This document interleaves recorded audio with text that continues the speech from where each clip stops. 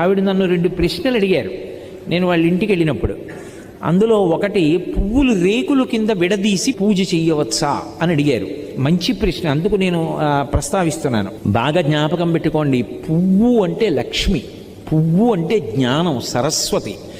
పువ్వు అంత కోమలమైనది, పువ్వంత పరిమళంతో కూడుకున్నది, పువ్వంత మంగళప్రదమైన వస్తువు లోకంలో లేదు. అందులో ఎర్రటి పువ్వు కానీ నేల మీద పడి ఉందనుకోండి, ఎవరైనా సరే దాన్ని తీసేయాలి ముందు, అది కింద ఉండకూడదు. ఎందుకో తెలుసా? ఎర్ర పువ్వు కింద పడి సువాసిని కానీ ఎవ్వరూ తొక్కకూడదు, సువాసిని ప్రత్యేకించి తొక్కకూడదు. ఎందుకంటే అది సౌభాగ్య వస్తువు ఎర్ర పువ్వు. అందుకని వెనక ఎవరైనా తొక్కుతారేమోనని వెంటనే తీసేసి ఏ చెట్టు మొదట్లోనో పెట్టేయాలి. అంత పరమ పవిత్రమైనటువంటి పువ్వులు పూజ చేయడానికి నీ దగ్గర సరిపోయినన్ని లేకపోతే